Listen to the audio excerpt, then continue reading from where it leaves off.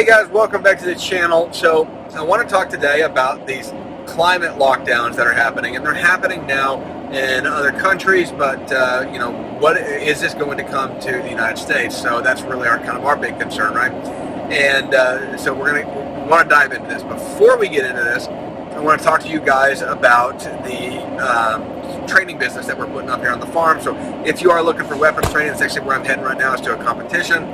If you guys are looking for firearms training, we'd love to see you guys out at the ranch, get some weapons training. We are offering a lot of different classes right now, everything from basic pistol to more advanced pistol courses, to home defense shotgun courses, to we've even got personal protection courses to teach you kind of how to go about your daily life with some sense of security. So all that stuff is on our website, timberlinetacticaltraining.com. Check us out there, guys, and let me know what you think. But we have a lot of good classes coming, a lot more on the docket to be added for next year. But I'd love to see you guys out doing some training with us. So we'll jump into that here in just a second, or into the rest of this here. But I wanted to make sure that we talked about that and get you guys out comfortable with your firearms, ready to use them. Okay, so here's what's going on with this climate lockdowns, and this is a little bit scary. So right now in the UK, they're doing these lockdowns in the name of climate change, basically saying we want to lower emissions.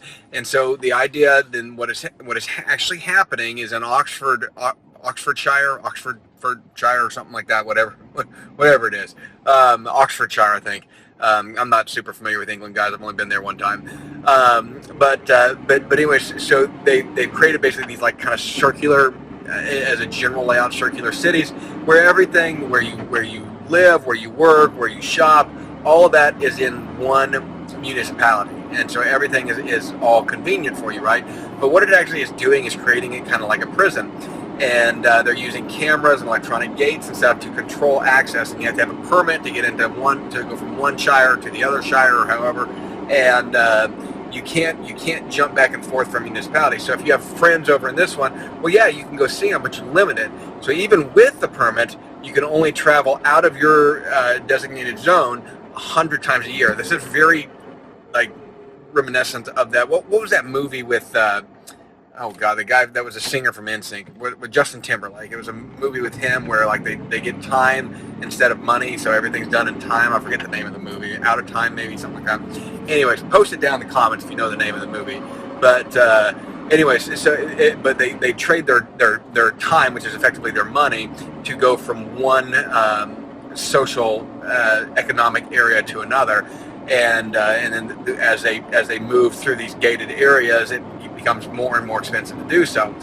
And that's kind of effectively what this is looking like. It's almost something from a sci-fi movie. It's very bizarre, and it is very scary from a constitutional standpoint, because there's some real limitations on this. And let me jump into that real fast. So you're limited on it from the car, so they limit it by your vehicle. So you can walk out of it, you can bicycle out of it, you can do whatever you want out of it, which is where we come into the question of the constitutionality of it being something that can be done in the United States. And could this actually happen in the United States? And this is where it actually scares me, because there's a lot of people that make the argument that having a driver's license is unconstitutional, because in the Constitution you have a certain right to travel. And I don't exactly remember the wording on it, but I'll have to look it up, or if somebody can find it, again, post it down in the comments. It does help me out. But there's a constitutional blurb about you basically having a general right to travel. And anyway, so there's been arguments over the years, and you see it from the sovereign citizens all the time, where they make the argument, I'm not driving, I'm traveling, and you have no legal right to mandate me to have a driver's license, right? And so that's kind of the general principle of this. And it does really beg into question, is there a constitutional issue with having driver's license? Now it's become such a functional thing now, it'd be hard to go backwards on it. But the fact that nobody's really ever challenged whether it was constitutional to have driver's license, this is where it actually gets a little bit scary, because that kind of precedence is already set. And so they obviously can restrict travel, right? We do it all the time with toll roads. And so there are travel restrictions. And we already have those precedents set up in the U.S. So a lot of people would think that, well, this will never happen in the U.S. It would be classified as unconstitutional. And though I agree with you, I don't find any court precedence that says that it can't be done. Even though the Constitution overrules that, that's kind of where we're at, is can that happen? And truthfully, I think that it's definitely in the realm of possibilities that could happen here, especially in areas that are more, let's say, climate change inclined, climate change, whatever. They climately changing challenged. So we're I think far more likely to see that in areas where they put a preponderance of I'm trying to censor this, guys, to get around YouTube, so I don't want to go super crazy with my language. I'm having trouble finding the right words that I want to use. So I'm not a thesaurus. So anyways, y'all know what I'm trying to say. Basically, areas that put a bigger emphasis on it. Okay, so these areas that put a larger emphasis on the climate change, their political demographics and that sort of thing, you can certainly see it coming up in those areas, which would be a way of segregating off people from other people, which is really, really bad from a social standpoint. There's been lots and lots of studies done on this, that when you start separating people, you kind of create tribes, and you create a his and hers and us against them mentality, which is really bad, really, really egregious stuff, and basically what we've done with our political environment.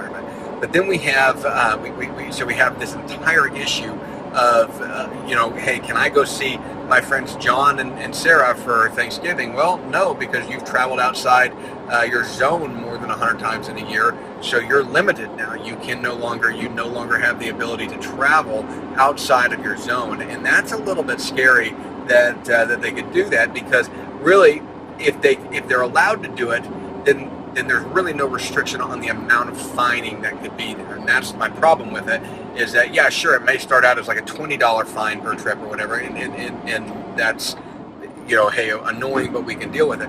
But what if they make it a $2,000 fine per incident? Well, then only the super wealthy can do it. The really, really elites can actually afford to go outside of their zone and ignore this. And so this is what I've always made the argument for, is that regulations are designed so that the elites can bypass them. The easiest way to do that is with the monetary system. So the monetary system allows people with lots of money to ignore a lot of the rules, because they just pay the fine and move on. And for those of us that are middle class, it's a little bit more of a daunting proposition when you have to pay substantial amounts of money to be able to just go see your friends for Thanksgiving or Christmas or whatever. So anyways, I thought this was kind of a fun video to do from the truck. I am traveling today. Like I said, I'm on my way to a competition right now.